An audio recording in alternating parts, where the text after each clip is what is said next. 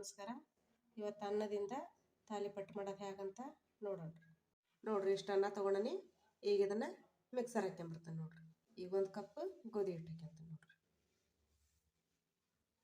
ನೋಡ್ರಿ. 1 ಕಪ್ ಅಕ್ಕಿ ಹಿಟ್ಟು ಹಾಕ್ಕೊಂತಾನೆ ನೋಡ್ರಿ. 1 ಕಪ್ ಗೋಧಿ ಹಿಟ್ಟು ಹಾಕ್ಯಣನಿ, 1 ಕಪ್ ಅಕ್ಕಿ ಹಿಟ್ಟು ಹಾಕ್ಯಂದ ನೋಡ್ರಿ. ಈಗ ಜೋಳದ ಹಿಟ್ಟು ಹಾಕ್ಯಂತಾನೆ ನೋಡ್ರಿ. ಇದರಲ್ಲೇ 4 ಕಪ್ ಜೋಳದ ಹಿಟ್ಟು ಹಾಕ್ಯಂತಾನೆ ರೀ. ನೋಡ್ರಿ, 4ನೇ ಕಪ್ ಹಾಕ್ಯಣಕತ್ತಾನೆ ನೋಡ್ರಿ.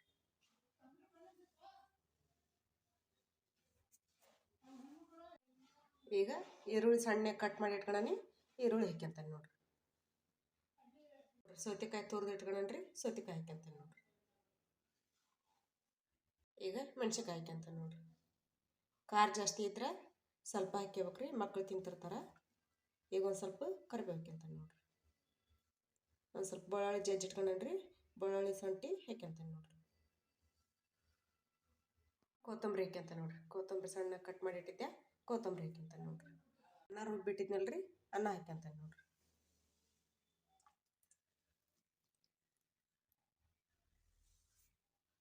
ಈಗ ಒಂದು ಸ್ವಲ್ಪ ಜೀರಿಗೆ ಹಾಕ್ಯಂತಾನೆ ನೋಡ್ರಿ. ಉಪ್ಪು ಹಾಕ್ಯಂತಾನೆ ನೋಡ್ರಿ. ರುಚಿ ತಕ್ಕಷ್ಟು ಉಪ್ಪು ಹಾಕ್ಯಬೇಕ್ರಿ ನೋಡ್ರಿ.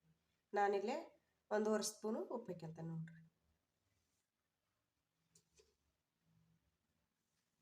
1.5 ಸ್ಪೂನ್ ಉಪ್ಪು ಹಾಕ್ಯಂತಾನೆ ರೀ. ಅಂದ್ರೆ ಅನ್ನಕ್ಕೆ ಉಪ್ಪು ಹಾಕಿರಲ್ರಿ, ಹಿಂಗಾಗಿ 1.5 ಸ್ಪೂನು ಉಪ್ಪು ಹಾಕ್ಯಂತಾನೆ ನೋಡ್ರಿ. ನೋಡ್ರಿ, ಒಂದು ಅರ್ಧ ಹೋಳು ನಿಂಬೆ ಹಣ್ಣಿನ ರಸ ಹಿಂಡ್ಕೊಂತಾನೆ ನೋಡ್ರಿ.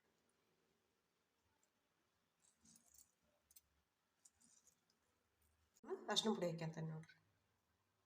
ಅರ್ಧ ಸ್ಪೂನು ಅಚ್ಕಾರದ ಪುಡಿ ಹಾಕ್ಯಂತಾನೆ ನೋಡ್ರಿ. 1 ಸ್ಪೂನು ಗರಂ ಮಸಾಲ ಹಾಕ್ಯಂತಾನೆ ನೋಡ್ರಿ. ಇದಕ್ಕೆ ಒಮ್ಮಕ್ಲೆ ನೀರು ಹಾಕ್ಬಾರ್ದ್ರಿ, ಫಸ್ಟ್ ಹಂಗೆ ಹಾಕ್ಕೋಬೇಕು. ಆವಾಗ ನೀರು ಹಿಡಿದ್ರಷ್ಟ ನೀರು ಹಾಕ್ಬೇಕ್ರಿ, ಇಲ್ಲಕ್ರೆ ನೀರು ಹಾಕಕ್ಕೆ ಹೋಗ್ಬಾರ್ದ್ರಿ ನೋಡ್ರಿ. ಈಗ ಸವಾನ್ಯಾಗ ಮಿಕ್ಸ್ ಮಾಡ್ಕೊಂತಾನೆ ನೋಡ್ರಿ. ಮಿಕ್ಸ್ ಮಾಡಿ ನಾದ್ಕೊಂತಾನೆ ನೋಡ್ರಿ.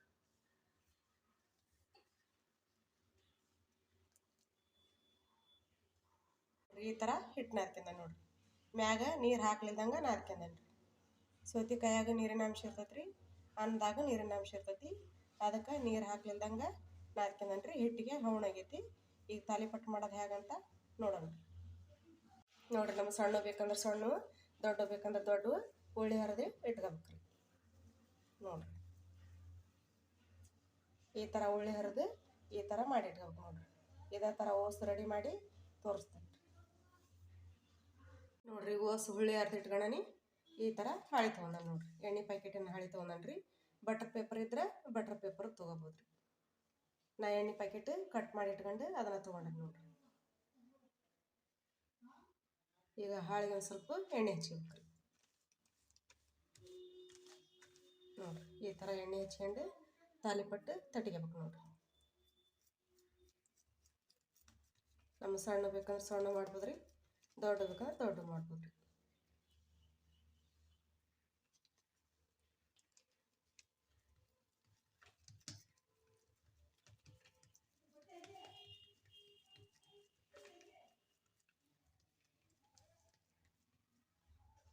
ತಾಲಿಪಟ್ಟು ಈ ಥರ ರೆಡಿ ಆಗೈತೆ ನೋಡ್ರಿ.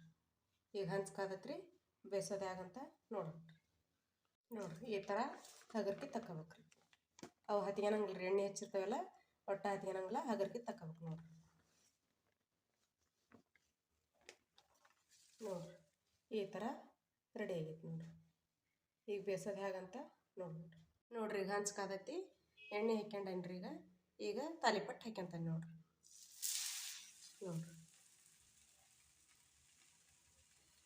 ಮ್ಯಾಗ ಒಂದು ಸ್ವಲ್ಪ ಸುತ್ತಲಿ ಎಣ್ಣೆ ಹಾಕ್ಯಬೇಕ್ರಿ.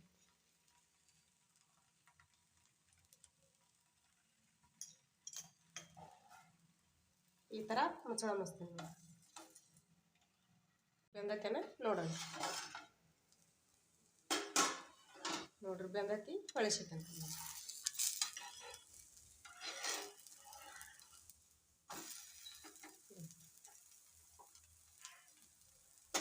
ತಳದಾಗನೂ ಎಣ್ಣೆ ಹಾಕಿರ್ತೀವಿ, ಮ್ಯಾಗ ಹಾಕಿದಾಗ ಎಣ್ಣೆ ಹಾಕಿರ್ತೀವಿ.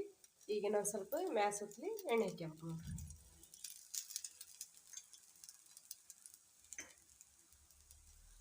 ಈ ಥರ ಸೌತೆಕಾಯಿ ಇವನ್ನೆಲ್ಲ ಪದಾರ್ಥ ಕಾಯಿಪಲ್ಲೆ ಹಾಕಿ ಮಾಡಿದ್ರೆ ಆರೋಗ್ಯಕ್ಕೆ ಒಳ್ಳೇದ್ರಿ.